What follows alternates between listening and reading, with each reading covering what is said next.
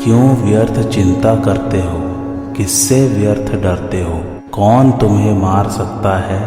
आत्मा न पैदा होती है न मरती है। जो हुआ वह अच्छा ही हुआ, जो हो रहा है वह अच्छा ही हो रहा है, जो होगा वह भी अच्छा ही होगा। तुम भूत का पश्चाताप न करो, भविष्य की चिंता न करो। वर्तमान चल रहा है, वर्तमान में रहकर जीवन जीना ही सार्थक है। तुम्हारा क्या गया जो तुम रोते हो। तुम क्या लेकर आए थे जिसके खो जाने का तुम पश्चाताप करते हो। तुमने क्या पैदा किया था जिसका नाश हो गया। तुम कुछ भी लेकर नहीं आए, जो कुछ भी लिया यहीं से लिया, जो कुछ दिया यहीं पर दिया। खाली हाथ आए, खाली हाथ ही चले। जय श्री कृष्ण मेरे सभी प्यारे कथा श्रोताओं को। मेरा नाम है नमित अग्रवाल और स्वागत है आपका मेरे चैनल कथावाचक में।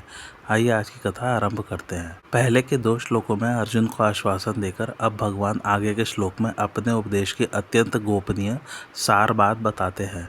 सर्वधर्मान् परित्यज्य मामेकं शरणं व्रज, अहम त्वा सर्व पापेभ्यो मोक्षयिष्यामि माँ शुचः। अर्थात संपूर्ण धर्मों का आश्रय छोड़कर तू केवल मेरी शरण में आ जा, मैं तुझे संपूर्ण पापों से मुक्त कर दूंगा, चिंता मत कर। भावार्थ, भगवान कहते हैं कि संपूर्ण धर्मों का आश्रय धर्म के निर्णय का विचार छोड़कर, अर्थात क्या करना है और क्या नहीं करना है, इसको छोड़कर केवल एक मेरी ही शरण में आ जा। स्वयं भगवान के शरणागत हो जाना यह संपूर्ण साधनों का सार है। इसमें शरणागत भक्त को अपने लिए कुछ भी करना शेष नहीं रहता। जैसे पतिव्रता का अपना कोई काम नहीं रहता, वह अपने शरीर की सार संभाल भी पति के नाते पति के लिए ही करती है। वह घर, कुटुंब, वस्तु, पुत्र, पुत्री और अपने कहलाने वाले शरीर को भी अपना नहीं मानती, प्रत्युत पतिदेव का ही मानती है। तात्पर्य यह हुआ कि जिस प्रकार पतिव्रता पति के परायण होकर पति के गोत्र में ही अपना गोत्र मिला देती है और पति के ही घर पर रहती है, उसी प्रकार शरणागत भक्त भी शरीर को लेकर माने जाने वाले गोत्र, जाति, नाम आदि को भगवान के चरणों में अर्पण करके निर्भय, निशोक, निश्चिंत और निशंक हो जाता है। अब यहाँ प्रश्न यह होता है कि सर्वधर्मान् परित्यज्य पद से क्या धर्म अर्थात कर्तव्य कर्म का स्वरूप से त्याग माना जाए। इसका उत्तर यह है कि धर्म का स्वरूप से त्याग करना न तो गीता के अनुसार ठीक है और न यहाँ के प्रसंग के अनुसार ही ठीक है, क्योंकि भगवान की यह बात सुनकर अर्जुन ने कर्तव्य कर्म का त्याग नहीं किया है, प्रत्युत करिष्ये वचनम तव कहकर भगवान की आज्ञा के अनुसार कर्तव्य कर्म का पालन करना स्वीकार किया है। केवल स्वीकार ही नहीं किया है, प्रत्युत अपने छात्र धर्म के अनुसार युद्ध भी किया है। अतः उपयुक्त पद में धर्म अर्थात कर्तव्य का त्याग करने की बात नहीं है। भगवान भी कर्तव्य के त्याग की बात कैसे कह सकते हैं। भगवान ने कहा है कि यज्ञ, दान, तप और अपने अपने वर्ण आश्रमों के जो कर्तव्य हैं उनका कभी त्याग नहीं करना चाहिए, प्रत्युत उनको जरूर करना चाहिए। भगवान ने कर्तव्य कर्म को न छोड़ने के लिए प्रकरण का प्रकरण ही कहा है। कर्मों का त्याग करने से न तो निष्कर्मता की प्राप्ति होती है और न सिद्धि ही होती है। कोई भी मनुष्य किसी भी अवस्था में क्षण मात्र भी कर्म किए बिना नहीं रह सकता। जो बाहर से कर्मों का त्याग करके भीतर से विषयों का चिंतन करता है वह मिथ्याचारी है। जो मन इंद्रियों को वश में करके कर्तव्य कर्म करता है वही श्रेष्ठ है। कर्म किए बिना शरीर का निर्वाह भी नहीं होता, इसलिए कर्म करना चाहिए।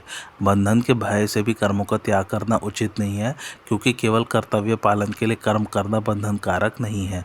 प्रत्युत कर्तव्य कर्म की परंपरा सुरक्षित रखने के सिवाय अपने लिए कुछ भी कर्म करना ही बंधन कारक है। ब्रह्मा जी ने कर्तव्य सहित प्रजा की रचना करके कहा कि इस कर्तव्य कर्म से ही तुम लोगों की वृद्धि होगी और यही कर्तव्य कर्म तुम लोगों को कर्तव्य सामग्री देने वाला होगा। मनुष्य और देवता दोनों ही कर्तव्य का पालन करते हुए कल्याण को प्राप्त होंगे।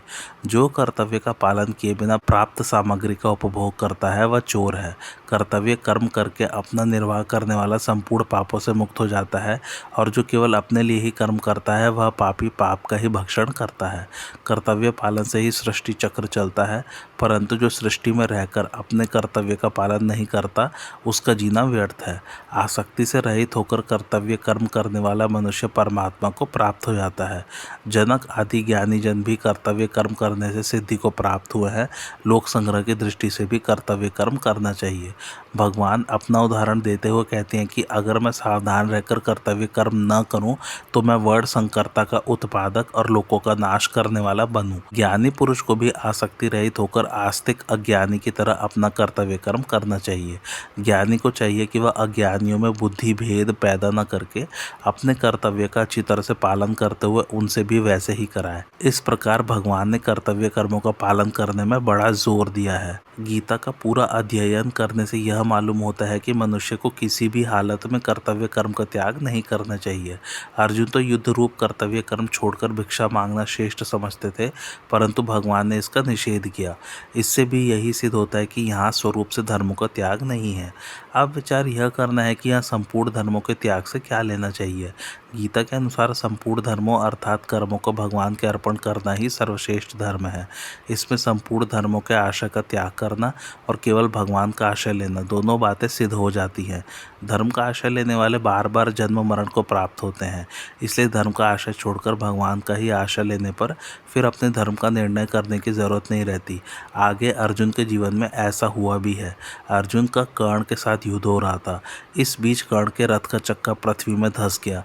कर्ण रथ से नीचे उतरकर रथ के चक्के को निकालने का उद्योग करने लगा और अर्जुन से बोला कि जब तक मैं यह चक्का निकाल न लूँ तब तक तुम ठहर जाओ, क्योंकि तुम रथ पर हो और मैं रथ से रहित हूँ और दूसरे कार्य में लगा हुआ हूँ।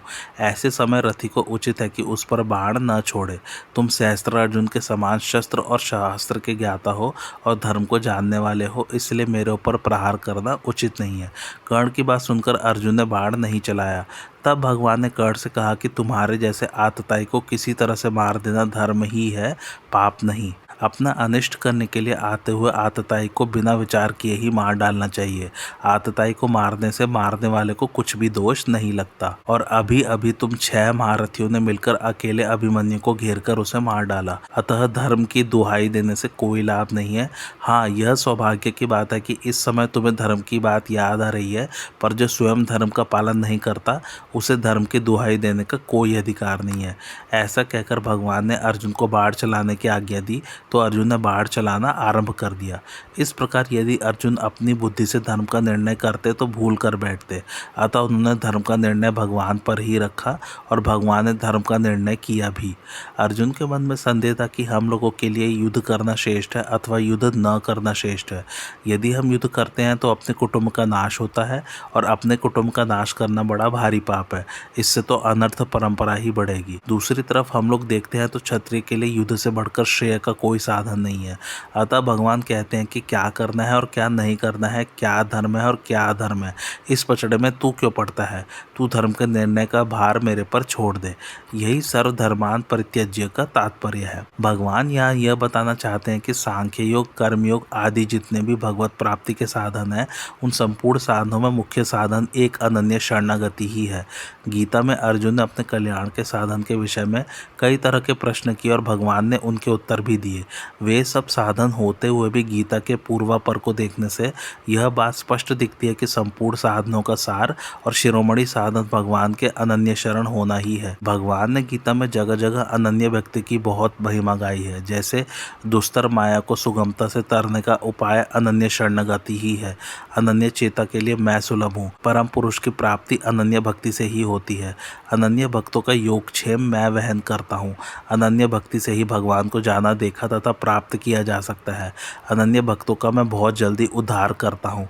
गुणातीत होने का उपाय अनन्य भक्ति ही है। इस प्रकार अनन्य भक्ति की महिमा गाकर भगवान यहाँ पूरी गीता का सार बताते हैं। तात्पर्य है कि उपाय और उपेय, साधन और साध्य मैं ही हूँ। मन बुद्धि के द्वारा शरणागति को स्वीकार करना नहीं है, प्रत्युत स्वयं को भगवान की शरण में जाना है। कारण कि स्वयं के शरण होने पर मन, बुद्धि, इंद्रिय, शरीर आदि भी उसी में आ जाते हैं, अलग नहीं रहते। यहाँ कोई ऐसा मान सकता है कि पहले अर्जुन ने जो युद्ध से पाप होने की बातें कही थी, उन पापों से छुटकारा दिलाने का प्रलोभन भगवान ने दिया है, परंतु यह मान्यता युक्ति संगत नहीं है, क्योंकि जब अर्जुन सर्वथा भगवान के शरण हो गए हैं तब उनके पाप कैसे रह सकते हैं और उनके लिए प्रलोभन कैसे दिया जा सकता है। अर्थात उनके लिए प्रलोभन देना बनता ही नहीं। हाँ, पापों से मुक्त करने का प्रलोभन देना हो तो वह शरणागत होने के पहले ही दिया जा सकता है, शरणागत होने के बाद नहीं। मैं तुझे संपूर्ण पापों से से मुक्त कर दूंगा। इसका भाव यह है कि जब तू संपूर्ण धर्मों का आश्रय छोड़कर मेरी शरण में आ गया और शरण होने के बाद भी तुम्हारे भावों, वृत्तियों, आचरणों आदि में फर्क नहीं पड़ा, अर्थात उनमें सुधार नहीं हुआ, भगवत प्रेम, भगवत दर्शन आदि नहीं हुए और अपने में अयोग्यता, अनधिकारिता, निर्बलता आदि मालूम होती है, तो भी उनको लेकर तुम चिंता या भय मत करो। कारण कि जब तुम मेरी अनन्य शरण हो गए तो वह कमी तुम्हारी कमी कैसे रही, उसका सुधार करना तुम्हारा काम कैसे रहा। वह कमी मेरी कमी है, अब उस कमी को दूर करना, उसका सुधार करना मेरा काम रहा। तुम्हारा तो बस एक ही काम है, वह काम है निर्भय, निशोक, निश्चिंत और निशंक होकर मेरे चरणों में पड़े रहना। परंतु अगर तेरे में भय, चिंता, वहम आदि दोष आ जाएंगे तो वे शरणागति में बाधक हो जाएंगे और सब भार तेरे पर आ जाएगा। शरण होकर अपने पर भार लेना शरणागति में कलंक है। जैसे विभीषण भगवान राम के चरणों की शरण हो जाते हैं तो फिर विभीषण के दोष को भगवान अपना ही दोष मानते हैं। एक समय विभीषण जी समुद्र के इस पार आए, वहाँ विप्रघोष नामक गांव में उनसे एक अज्ञात ब्रह्मा हत्या हो गई। इस पर वहाँ के ब्राह्मणों ने इकट्ठे होकर विभीषण को खूब मारा पीटा, पर वे मरे नहीं। फिर ब्राह्मणों ने उन्हें जंजीरों से बांधकर जमीन के भीतर एक गुफा में ले जाकर बंद कर दिया। राम जी को विभीषण के कैद होने का पता लगा तो वे पुष्पक विमान के द्वारा तत्काल विप्रघोष नामक गांव में पहुंच गए और वहां विभीषण का पता लगाकर उनके पास गए। ब्राह्मणों ने राम जी का बहुत आदर सत्कार किया और कहा कि महाराज, इसने ब्रह्मा हत्या कर दी है, इसको हमने बहुत मारा पर यह मरा नहीं।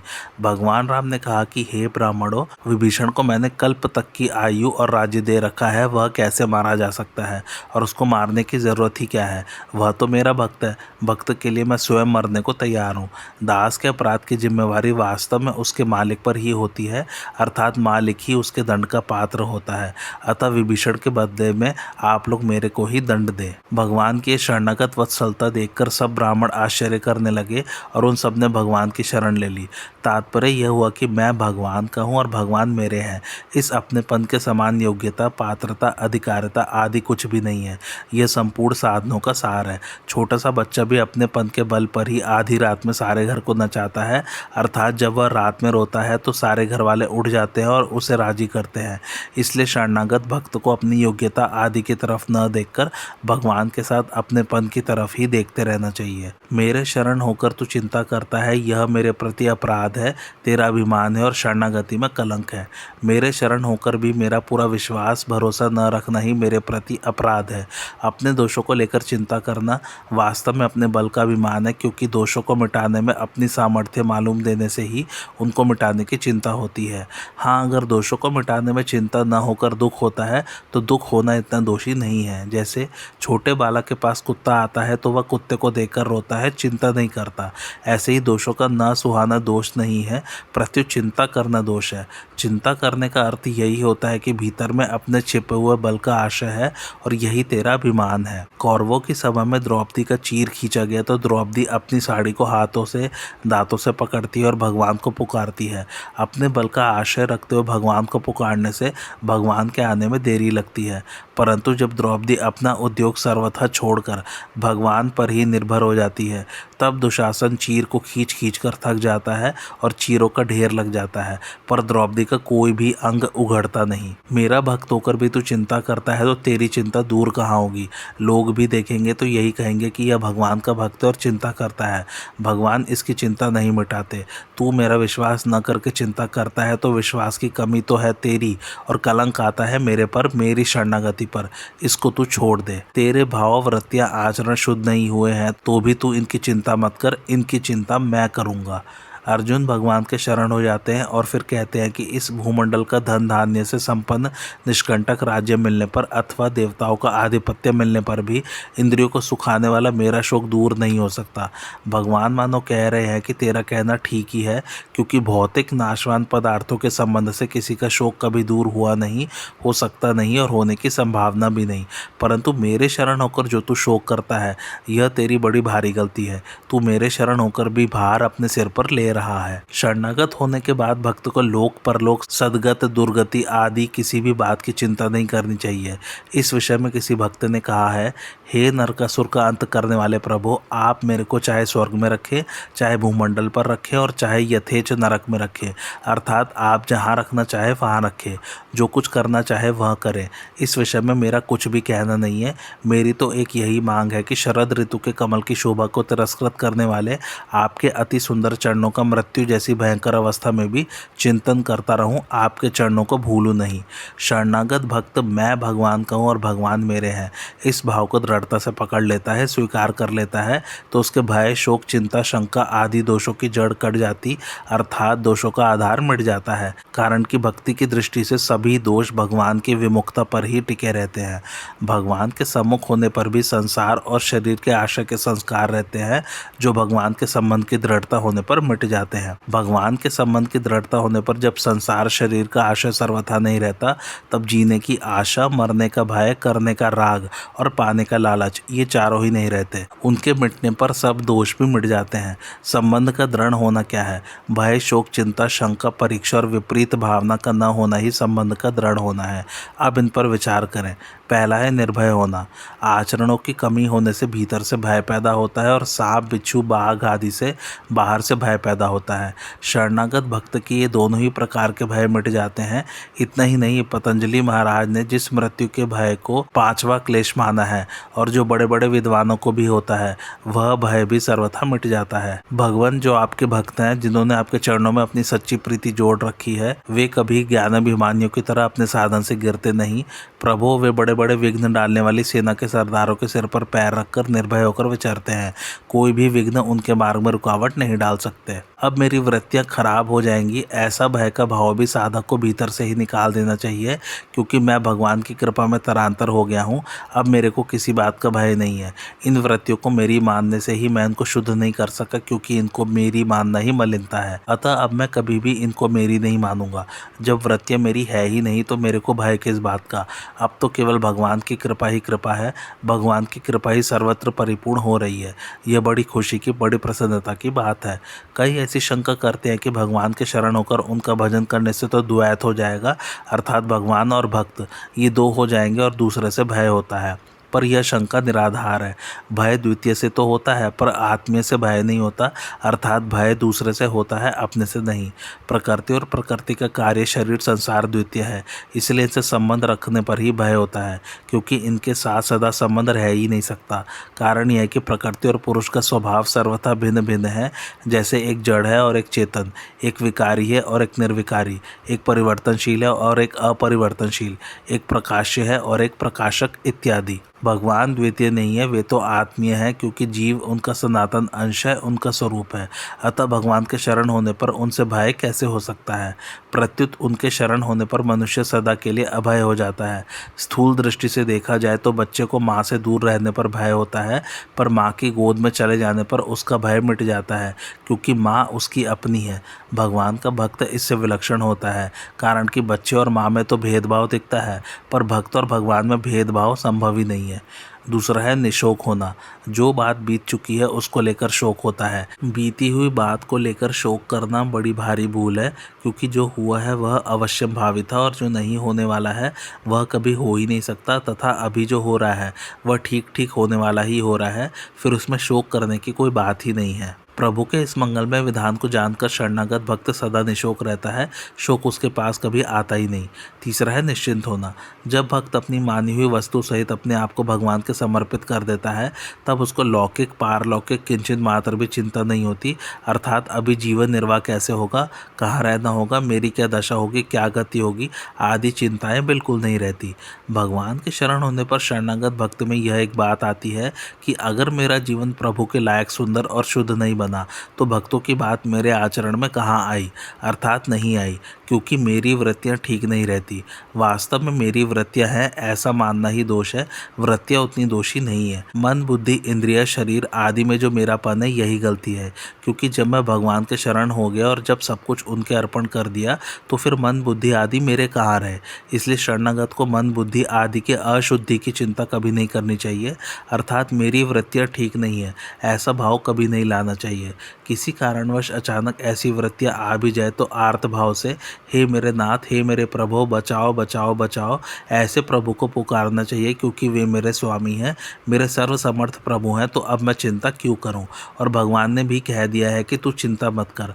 अतः निश्चिंत होकर मन से भगवान के चरणों में गिर जाए और भगवान से कह दे, हे नाथ, यह सब आपके हाथ की बात है, आप जाने। सर्वसमर्थ प्रभु के शरण भी हो गए और चिंता भी करें, ये दोनों बातें बड़ी विरोधी हैं। क्योंकि शरण हो गए तो चिंता कैसी, और चिंता होती है तो शरणागति कैसी। इसलिए शरणागत को ऐसा सोचना चाहिए कि जब भगवान यह कहते हैं कि मैं संपूर्ण पापों से छुड़ा दूंगा, तो क्या ऐसी वृत्तियों से छूटने के लिए मेरे को कुछ करना पड़ेगा? मैं तो बस आपका हूँ। हे भगवान, मेरे में वृत्तियों को अपना मानने का भाव कभी आए ही नहीं। हे नाथ, शरीर इंद्रिय प्राण मन बुद्धि ये कभी मेरे दिखे ही नहीं। परंतु हे नाथ, सब कुछ आपको देने पर भी ये शरीर आदि कभी कभी मेरे दिख जाते हैं। अब इस अपराध से मेरे को आप ही छुड़ाइए, ऐसा कहकर निश्चिंत हो जाए। चौथा है निशंक होना। भगवान के संबंध में कभी यह संदेह न करे कि मैं भगवान का हुआ या नहीं, भगवान ने मुझे स्वीकार किया या नहीं। प्रत्युत इस बात को देखे कि मैं तो अनादिकाल से भगवान का ही था, भगवान का ही हूँ और आगे भी सदा भगवान का ही रहूँगा। मैंने ही अपनी मूर्खता से अपने को भगवान से अलग विमुख मान लिया था, परंतु मैं अपने को भगवान से कितना ही अलग मान लूँ तो भी उनसे अलग हो सकता ही नहीं और होना संभव भी नहीं। अगर मैं भगवान से अलग होना भी चाहूँ तो भी अलग कैसे हो सकता हूँ, क्योंकि भगवान ने कहा है कि यह जीव मेरा ही अंश है। इस प्रकार मैं भगवान का हूँ और भगवान मेरे हैं। इस वास्तविकता की स्मृति आते ही शंकाएं संदेह मिट जाते हैं। शंकाओं संदेहों के लिए किंचित मात्र भी गुंजाइश नहीं रहती। पांचवा है परीक्षा न करना। भगवान के शरण होकर ऐसी परीक्षा न करे कि जब मैं भगवान के शरण हो गया हूँ तो मेरे में ऐसे ऐसे लक्षण घटने चाहिए। यदि ऐसे ऐसे लक्षण मेरे में नहीं है तो मैं भगवान के शरण कहाँ हुआ। प्रत्युत गुणों की अपने में कमी दिखे तो आश्चर्य करे कि मेरे में यह कमी कैसे रह गई। इसे समझने के लिए एक ग्रामीण कहानी है। एक माँ के 3 लड़के थे। 2 लड़के बड़े थे और काम धंधा करते थे। तीसरा लड़का सीधा साधा और भोला था। उनकी माँ मर गई। दोनों बड़े भाइयों ने छोटे भाई से कहा कि माँ के फूल गंगा जी में डाल दे, इतना काम तू कर दे। उसने कहा बहुत ठीक है। वह माँ के फूल लेकर अपने घर से चला। घर से गंगा जी 300 कोस दूर थी। पैदल रास्ता चलते चलते वह थक गया तो किसी से पूछा, भैया गंगा जी कितनी दूर है? वह बोला, तुम तो 150 कोस आ गए हो, अभी 150 कोस गंगा जी और आगे है। उसने सोचा कि गंगा जी कब पहुँचूंगा और फिर लौटकर कब आऊँगा। ऐसे दुखी होकर उसने वे हड्डियाँ जंगल में ही फेंक दी और गांव के पास से वर्षा का मीठा जल बर्तन में भर लिया, क्योंकि गंगा जी जाते हैं तो लौटते समय गंगा जल लाते हैं। फिर वह वहाँ से पीछे चला आया और अपने गांव पहुँच गया। बड़े भाई सोचने लगे कि अगर यह गंगा जी जाकर आता तो इतने दिनों में नहीं आ सकता था। यह गंगा जी गया ही नहीं। बड़े भाइयों ने उससे पूछा, तू गंगा जी जाकर आया है क्या? उसने कहा, हाँ गंगा जी जाकर आया हूँ। ठीक गंगा जी के ब्रह्मकुंड में फूल डालकर वहाँ से गंगा जी का यह जल लाया हूँ। ऐसे वह झूठ बोल गया। भाइयों ने समझ लिया कि यह ठीक नहीं बोल रहा है, इसलिए वे चुप हो गए। दूसरे दिन नींद से उठकर एक भाई छोटे भाई से बोला, अरे भाई तू सच्ची बात बता दे, क्या तू गंगा जी हो आया और फूल ठीक गंगा जी में डाल दिए? उसने कहा, हाँ बिल्कुल गंगा जी जाकर आया हूँ। बड़े भाई ने कहा, देख रात को स्वप्न में मेरे को माँ मिली थी और माँ ने मेरे से कहा कि इसने तो मेरे को गंगा जी पहुँचाया ही नहीं, बीच में ही डालकर आ गया। अब तू ही बता कि माँ की बात सच्ची है तेरी बात सच्ची? छोटा भाई बोला, माँ इधर ही क्यों आई, उधर क्यों नहीं गई? अर्थात 150 कोस तो मैंने पहुंचा ही दिया था, यहाँ ना आकर उधर ही चली जाती तो ठीक गंगा जी पहुंच जाती। इस कहानी का तात्पर्य यह हुआ कि भगवान के शरण होने के बाद यह कसौटी कसते हैं, परीक्षा करते हैं कि भक्तों के संतों के लक्षण मेरे में नहीं आए तो मैं भगवान के शरण नहीं हुआ। यह माँ उल्टी क्यों आई, सुलटी ही क्यों नहीं गई कि जब मैं भगवान के शरण हो गया तो अब इन लक्षणों की कमी क्यों रह गई, मेरे में ये लक्षण क्यों नहीं आए? ऐसी मान्यता से तो साधक शरणागत हो जाएगा और पूर्णता भी हो जाएगी। परंतु यह मान्यता करेगा कि मेरे में ऐसे लक्षण नहीं आए तो मैं शरण नहीं हुआ, तो धोखा हो जाएगा। ऐसा भाव आते ही यह कमी नहीं रहेगी, मिट जाएगी। कारण कि यह उसका प्रत्यक्ष अनुभव है कि पहले अद्वेष्टा आदि गुण जितने कम थे उतने कम अब नहीं है। शरणागत होने पर भक्तों के जितने भी लक्षण हैं वे सब बिना प्रयत्न किए आते हैं। छठा है विपरीत धारणा न करना। भगवान के शरणागत भक्त में यह विपरीत धारणा भी कैसे हो सकती है कि मैं भगवान का नहीं हूँ, क्योंकि यह मेरे मानने अथवा न मानने पर निर्भर नहीं है। भगवान का और मेरा परस्पर जो संबंध है वह अटूट है, अखंड है, नित्य है। मैंने इस संबंध की तरफ ख्याल नहीं किया, यह मेरी गलती थी। अब वह गलती मिट गई तो फिर विपरीत धारणा हो ही कैसे सकती है। जो मनुष्य सच्चे हृदय से प्रभु की शरणागति को स्वीकार कर लेता है उसमें भय, शोक, चिंता आदि दोष नहीं रहते। उसका शरण भाव स्वतः ही दृढ़ होता चला जाता है। जैसे विवाह होने के बाद कन्या का अपने पिता के घर से संबंध विच्छेद और पति के घर से संबंध स्वतः ही दृढ़ होता चला जाता है। वह संबंध यहाँ तक दृढ़ हो जाता है कि जब वह कन्या दादी परदादी बन जाती है तब उसको स्वप्न में भी यह भाव नहीं आता कि मैं यहाँ की नहीं हूँ। उसके मन में यह भाव दृढ़ हो जाता है कि मैं तो यहाँ की ही हूँ और ये सब मेरे ही हैं। जब उसके पौत्र की स्त्री आती है और घर में उद्दंडता करती है, खटपट मचाती है, तो वह कहती है कि इस पराई जाई छोकरी ने मेरा घर बिगाड़ दिया। पर उस बूढ़ी दादी को यह बात याद ही नहीं आती कि मैं भी तो पराई जाई हूँ। तात्पर्य यह हुआ कि जब बनावटी संबंध में भी इतनी दृढ़ता हो सकती है तब भगवान के ही अंश इस प्राणी का भगवान के साथ जो नित्य संबंध है वह दृढ़ हो जाए, इसमें आश्चर्य ही क्या है। वास्तव में भगवान के संबंध की दृढ़ता के लिए केवल संसार के माने हुए संबंधों का त्याग करने की ही आवश्यकता है। सच्चे हृदय से प्रभु के चरणों की शरण होने पर उस शरणागत भक्त में यदि किसी भाव, आचरण आदि की किंचित कमी रह जाए, कभी विपरीत वृत्ति पैदा हो जाए अथवा किसी परिस्थिति में पड़कर कभी किंचित कोई दुष्कर्म हो जाए तो उसके हृदय में जलन पैदा हो जाएगी। इसलिए उसके लिए अन्य कोई प्रायश्चित करने की आवश्यकता नहीं है। भगवान कृपा करके उसके उस पाप को सर्वथा नष्ट कर देते हैं। जो प्रेमी भक्त भगवान के चरणों का अनन्य भाव से भजन करता है उसके द्वारा यदि अकस्मात कोई पाप कर्म बन भी जाए तो उसके हृदय में विराजमान परम पुरुष भगवान श्रीहरि उसे सर्वथा नष्ट कर देते हैं। भगवान भक्त के अपनेपन को ही देखते हैं, गुणों और अवगुणों को नहीं। अर्थात भगवान को भक्त के दोष दिखते ही नहीं, उनको तो केवल भक्त के साथ जो अपनापन है वही दिखता है। कारण के स्वरूप से भक्त सदा से ही भगवान का है। दोष आगंतुक होने से आते जाते रहते हैं और वह नित्य निरंतर ज्यों का त्यों ही रहता है।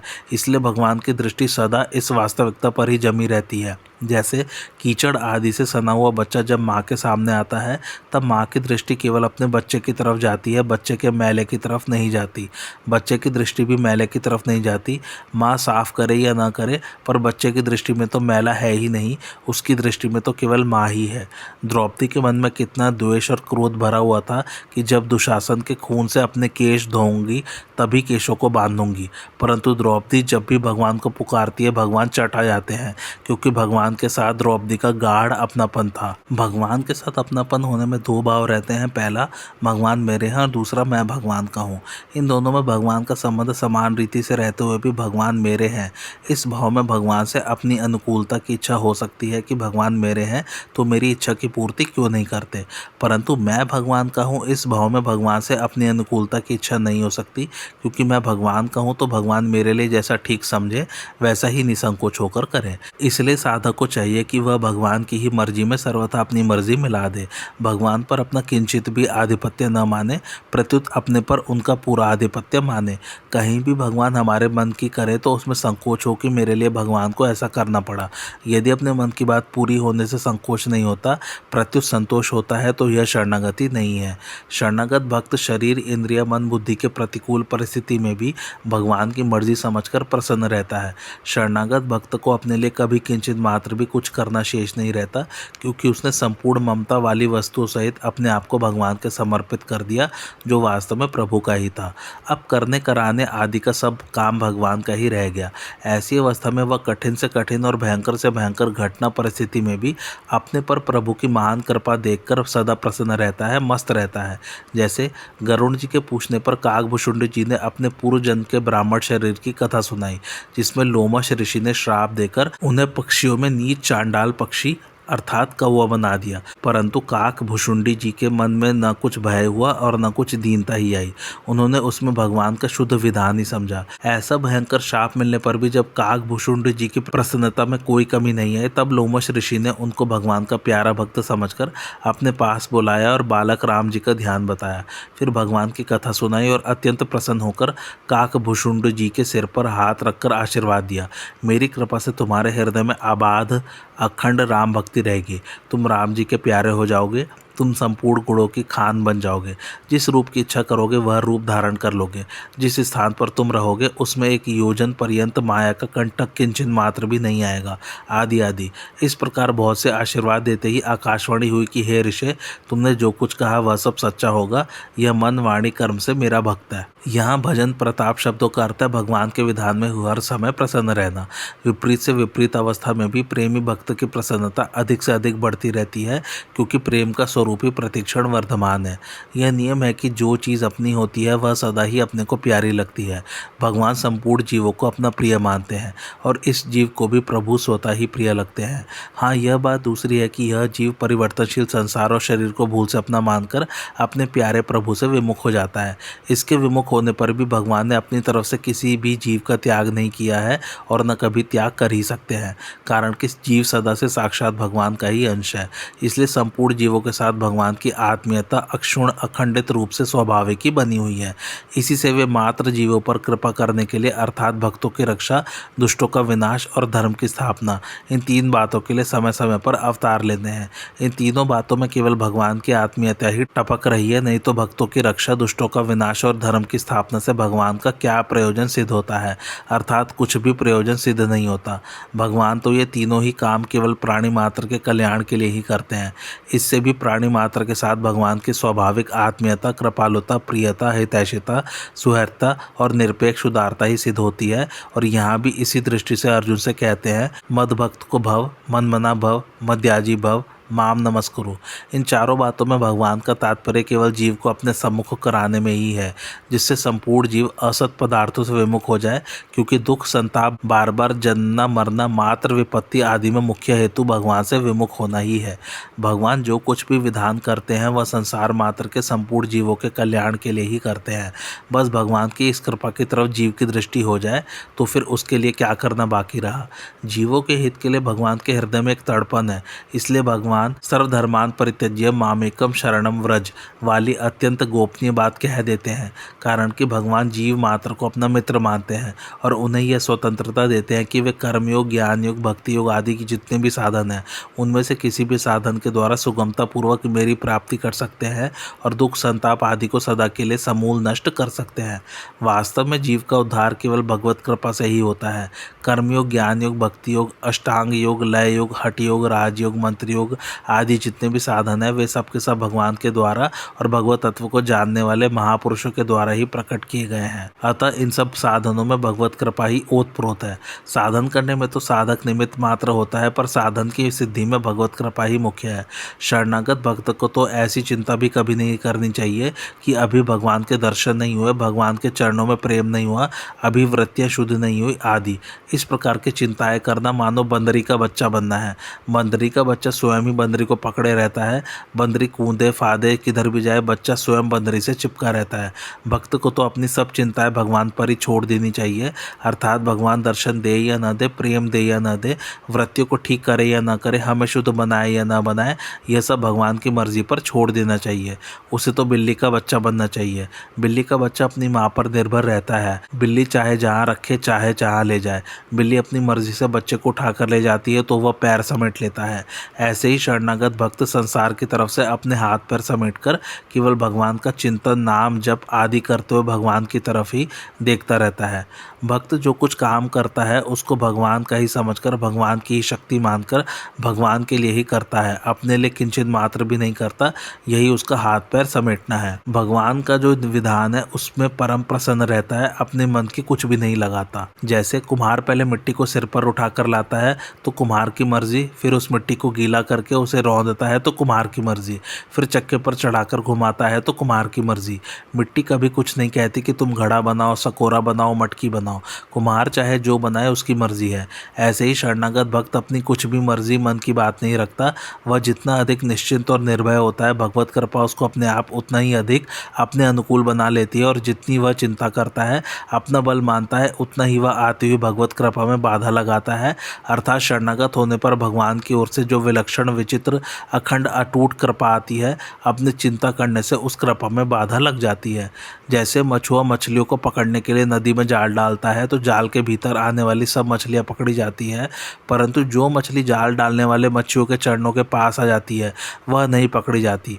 ऐसे ही भगवान की माया में ममता करके जीव फंस जाते हैं और जन्मते मरते रहते हैं, परंतु जो जीव मायापति भगवान के चरणों की शरण हो जाते हैं वे माया को तर जाते हैं। इस दृष्टांत का एक ही अंश ग्रहण करना चाहिए, क्योंकि धीवर का तो मछलियों को जाल में फंसाने का भाव होता है, परंतु भगवान का जीवों को माया में फंसाने का किंचित मात्र भी भाव नहीं होता। भगवान का भाव तो जीवों को माया जाल से मुक्त करके अपने शरण लेने का होता है। जीव संयोग जन्य सुख की लोलुपता से ही खुद ही माया में फंस जाता है। जैसे चलती हुई चक्की के भीतर आने वाले सभी दाने पिस जाते हैं, परंतु जिसके आधार पर चक्की चलती है उस कील के आसपास रहने वाले दाने ज्यों के त्यों साबुत रह जाते हैं। ऐसे ही जन्म मरण रूप संसार की चलती हुई चक्की में पड़े हुए सब के सब जीव पिस जाते हैं, अर्थात दुख पाते हैं, परंतु जिसके आधार पर संसार चक्र चलता है उन भगवान के चरणों का सहारा लेने वाला जीव पिसने से बच जाता है। परंतु यह दृष्टांत भी पूरा नहीं करता, क्योंकि दाने तो स्वाभाविक ही कील के पास रह जाते हैं, वे बचने का कोई उपाय नहीं करते। परंतु भगवान के भक्त संसार से विमुख होकर प्रभु के चरणों का आश्रय लेते हैं। तात्पर्य यह है कि जो भगवान का अंश होकर भी संसार को अपना मानता है अथवा संसार से कुछ चाहता है, वही जन्म मरण रूप चक्र में पड़कर दुख भोगता है। संसार और भगवान इन दोनों का संबंध दो तरह का होता है। संसार का संबंध केवल माना हुआ है और भगवान का संबंध वास्तविक है। संसार का संबंध तो मनुष्य को पराधीन बनाता है, गुलाम बनाता है, पर भगवान का संबंध मनुष्य को स्वाधीन बनाता है, चिन्मय बनाता है और बनाता है भगवान का भी मालिक। किसी बात को लेकर अपने में कुछ भी विशेषता दिखती है, यही वास्तव में पराधीनता है। यदि मनुष्य विद्या, बुद्धि, धन, संपत्ति, त्याग, वैराग्य आदि किसी बात को लेकर अपनी विशेषता मानता है तो यह उस विद्या आदि की पराधीनता, दासता ही है। जैसे कोई धन को लेकर अपने में विशेषता मानता है तो यह विशेषता वास्तव में धन की ही हुई, खुद की नहीं। वह अपने को धन का मालिक मानता है, पर वास्तव में वह धन का गुलाम है। संसार का यह कायदा है कि सांसारिक पदार्थों को लेकर जो अपने में कुछ विशेषता मानता है उसको ये सांसारिक पदार्थ तुच्छ बना देते हैं, पद दलित कर देते हैं। परंतु जो भगवान के आश्रित होकर सदा भगवान पर ही निर्भर रहता है उसको अपनी कुछ विशेषता दिखती ही नहीं, प्रत्युत भगवान की अलौकिकता, विलक्षणता, विचित्रता दिखती है। भगवान चाहे उसको अपना मुकुटमणि बना ले और चाहे अपना मालिक बना ले तो भी उसको अपने में कुछ भी विशेषता नहीं दिखती। प्रभु का यह कायदा है कि जिस भक्त को अपने में कुछ भी विशेषता नहीं दिखती, अपने में किसी बात का अभिमान नहीं होता, उस भक्त में भगवान की विलक्षणता उतर आती है। किसी किसी में यहाँ तक विलक्षणता उतर आती है कि उसके शरीर, इंद्रिय, मन, बुद्धि आदि प्राकृत पदार्थ भी चिन्मय बन जाते हैं, उनमें जड़ता का अत्यंत अभाव हो जाता है। ऐसे भगवान के कई प्रेमी भक्त भगवान में ही समा गए, अंत में उनके शरीर नहीं मिले। जैसे मीराबाई शरीर सहित भगवान के श्री विग्रह में लीन हो गई, केवल पहचान के लिए उनकी साड़ी का छोटा सा छोर श्री विग्रह के मुख में रह गया और कुछ नहीं बचा। ऐसे ही संत श्री तुकाराम जी शरीर सहित बैकुंठ चले गए। ज्ञान मार्ग में शरीर चिन्मय नहीं होता, क्योंकि ज्ञानी असत से संबंध विच्छेद करके असत से अलग होकर स्वयं चिन्मय तत्व में स्थित हो जाता है। परंतु जब भक्त भगवान के सम्मुख होता है तब उसके शरीर, इंद्रिय, मन, प्राण आदि सभी भगवान के सम्मुख हो जाते हैं। तात्पर्य यह हुआ कि जिनकी दृष्टि केवल चिन्मय तत्व पर ही है, अर्थात जिनकी दृष्टि में चिन्मय तत्व से भिन्न जड़ता की स्वतंत्र सत्ता ही नहीं होती, तो वह चिन्मयता उनके शरीर आदि में भी उतर आती है और वे शरीर आदि चिन्मय हो जाते हैं। हाँ, लोगों की दृष्टि में तो उनके शरीर में जड़ता दिखती है, पर वास्तव में उनके शरीर चिन्मय ही होते हैं। भगवान के सर्वथा शरण हो जाने पर शरणागत के लिए भगवान की कृपा तो विशेषता से प्रकट होती ही है, पर मात्र संसार का स्नेह पूर्वक पालन करने वाली और भगवान से अभिन्न रहने वाली वात्सल्यमयी माता लक्ष्मी का प्रभु शरणागत पर कितना अधिक स्नेह होता है, वे कितना अधिक प्यार करती हैं, इसका कोई भी वर्णन नहीं कर सकता। लौकिक व्यवहार में भी देखने में आता है कि पतिव्रता स्त्री को पितृभक्त पुत्र बहुत प्यारा लगता है। दूसरी बात, प्रेम भाव से परिपूरित प्रभु जब अपने भक्त को देखने के लिए गरुड़ पर बैठकर पधारते हैं तब माता माता लक्ष्मी भी प्रभु के साथ गरुड़ पर बैठकर आती है, जिस गरुड़ की पांखों से सामवेद के मंत्रों का गान होता रहता है। परंतु कोई भगवान को न चाहकर केवल माता लक्ष्मी को ही चाहता है, तो उसके स्नेह के कारण माता लक्ष्मी आ तो जाती हैं, पर उनका वाहन दिवांध उल्लू होता है। ऐसे वाहन वाली लक्ष्मी को प्राप्त करके मनुष्य भी मदांध हो जाता है। अगर उस माँ को कोई भोग्या समझ लेता है तो उसका बड़ा भारी पतन हो जाता है, क्योंकि वह तो अपनी माँ को ही कुदृष्टि से देखता है, इसलिए वह महान अधम है। तीसरी बात, जहाँ केवल भगवान का प्रेम होता है वहाँ तो भगवान से अभिन्न रहने वाली लक्ष्मी भगवान के साथ आ ही जाती हैं, पर जहाँ केवल लक्ष्मी की ही चाहना है वहाँ लक्ष्मी के साथ भगवान भी आ जाए, यह नियम नहीं है। शरणागति के विषय में कथा आती है। सीता जी, राम जी और हनुमान जी जंगल में एक वृक्ष के नीचे बैठे थे। उस वृक्ष की शाखाओं और टहनियों पर एक लता छाई हुई थी। लता के कोमल कोमल तंतु फैल रहे थे। उन तंतुओं में कहीं पर नई नई कोपलें निकल रही थी और कहीं पर ताम्र वर्ण के पत्ते निकल रहे थे। पुष्प और पत्तों से लता छाई हुई थी। उससे वृक्ष की सुंदर शोभा हो रही थी। वृक्ष बहुत ही सुहावना लग रहा था। उस वृक्ष की शोभा को देखकर भगवान श्री राम हनुमान जी से बोले, देखो हनुमान, यह लता कितनी सुंदर है। वृक्ष के चारों ओर कैसी छाया हुई है। यह लता अपने सुंदर सुंदर फल, सुगंधित फूल और हरी हरी पत्तियों से इस वृक्ष की कैसी शोभा बढ़ा रही है। इससे जंगल के अन्य सब वृक्षों से यह वृक्ष कितना सुंदर दिख रहा है। इतना ही नहीं, इस वृक्ष के कारण ही सारे जंगल की शोभा हो रही है। इस लता के कारण ही पशु पक्षी इस वृक्ष का आश्रय लेते हैं। धन्य है यह लता। भगवान श्री राम के मुख से लता की प्रशंसा सुनकर सीता जी हनुमान जी से बोली, देखो बेटा हनुमान, तुमने ख्याल किया कि नहीं, देखो इस लता का ऊपर चढ़ जाना, फूल पत्तों से छा जाना, तंतुओं का फैल जाना, ये सब वृक्ष के आश्रित है, वृक्ष के कारण ही है। इस लता की शोभा भी वृक्ष के ही कारण है। इसलिए मूल में महिमा तो वृक्ष की ही है, आधार तो वृक्ष ही है। वृक्ष के सहारे बिना लता स्वयं क्या कर सकती है, कैसे छा सकती है। अब बोलो हनुमान, तुम ही बताओ, महिमा वृक्ष की हुई ना। राम जी ने कहा, क्यों हनुमान, यह महिमा तो लता की हुई ना। हनुमान जी बोले, हमें तो तीसरी ही बात सूझती है। सीता जी ने पूछा, वह क्या है बेटा। हनुमान जी ने कहा, माँ, वृक्ष और लता की छाया बड़ी सुंदर है, इसलिए हमें तो इन दोनों की छाया में रहना ही अच्छा लगता है, अर्थात हमें तो आप दोनों की छाया में रहना ही अच्छा लगता है। ऐसे ही भगवान और उनके दिव्य आहलदानी शक्ति दोनों ही एक दूसरे की शोभा बढ़ाते हैं, परंतु कोई तो उन दोनों को श्रेष्ठ बताता है, कोई केवल भगवान को श्रेष्ठ बताता है और कोई केवल उनकी आहलदानी शक्ति को श्रेष्ठ बताता है।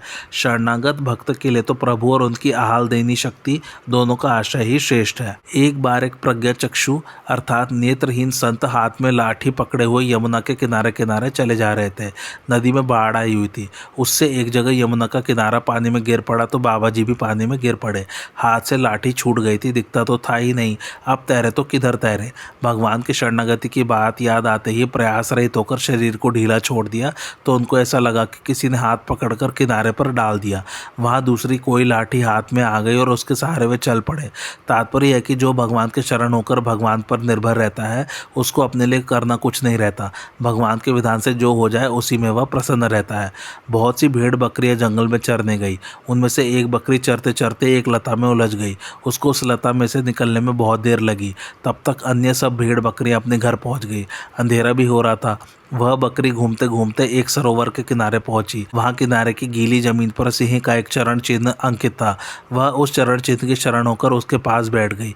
रात में जंगली सियार, भेड़िया, बाघ आदि प्राणी बकरी को खाने के लिए पास में आए तो उस बकरी ने बता दिया कि पहले देख लेना कि मैं किसके शरण में हूँ, तब मुझे खाना। वे चिन्ह को देखकर कहने लगे, अरे यह तो सिंह के चरण चिन्ह के शरण है, जल्दी भागो यहाँ से, सिंह आ जाएगा तो हमको मार डालेगा। इस प्रकार सभी प्राणी भयभीत होकर भाग गए। अंत में जिसका चरण चिन्ह था वह सिंह स्वयं आया और बकरी से बोला, तू जंगल में अकेली कैसे बैठी है। बकरी ने कहा, यह चरण चिन्ह देख लेना फिर बात करना। जिसका यह चरण चिन्ह है उसी के मैं शरण हुए बैठी हूँ। सिंह ने देखा कि ओह, यह तो मेरा ही चरण चिन्ह है, यह बकरी तो मेरे ही शरण हुई। सिंह ने बकरी को आश्वासन दिया कि अब तुम डरो मत, निर्भय होकर रहो। रात में जब जल पीने के लिए हाथी आया तो सिंह ने हाथी से कहा, तू इस बकरी को अपनी पीठ पर चढ़ा ले, इसको जंगल में चरा कर लाया कर और हरदम अपनी पीठ पर ही रखा कर, नहीं तो तू जानता नहीं कि मैं कौन हूँ, मार डालूंगा। सिंह की बात सुनकर हाथी थर थर कांपने लगा। उसने अपने सूंड से झट बकरी को पीठ पर चढ़ा लिया। अब वह बकरी निर्भय होकर हाथी की पीठ पर बैठे बैठे ही वृक्षों के ऊपर की कोपले खाया करती और मस्त रहती। ऐसे ही जब मनुष्य भगवान के शरण हो जाता है, उनके चरणों का सहारा ले लेता है, तब वह संपूर्ण प्राणियों से, विघ्न बाधाओं से निर्भय हो जाता है। उसको कोई भी भयभीत नहीं कर सकता, उसका कोई भी कुछ बिगाड़ नहीं सकता। भगवान के साथ काम, भय, द्वेष, क्रोध, स्नेह आदि से भी संबंध क्यों न जोड़ा जाए, वह भी जीव का कल्याण करने वाला ही होता है। एक नहीं अनेक मनुष्य काम से, द्वेष से, भय से और स्नेह से अपने मन को भगवान में लगाकर तथा अपने सारे पाप धोकर वैसे ही भगवान को प्राप्त हुए हैं जैसे भक्त भक्ति से।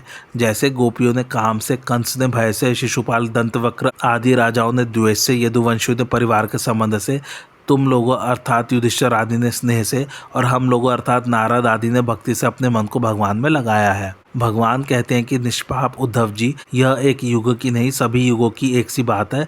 सत्संग अर्थात मेरे संबंध द्वारा ही दैत्य, राक्षस, पशु पक्षी, गंधर्व, अप्सरा, नाग, सिद्ध, चारण, गुह्याक और विद्याधरों को मेरी प्राप्ति हुई है। तात्पर्य यह हुआ कि काम, भय, द्वेष आदि किसी तरह से भी जिनका भगवान के साथ संबंध जुड़ गया उनका तो उद्धार हो ही गया, पर जिन्होंने किसी तरह से भी भगवान के साथ संबंध नहीं जोड़ा, उदासीन ही रहे, वे भगवत प्राप्ति से वंचित रह गए। आज की कथा ये समाप्त होती। कैसी लगी आप लोग को मेरी कथा मुझे कमेंट करके ज़रूर बताइए और मेरे चैनल कथावाचक को लाइक, शेयर और सब्सक्राइब ज़रूर कीजिए। Thanks for watching. धन्यवाद।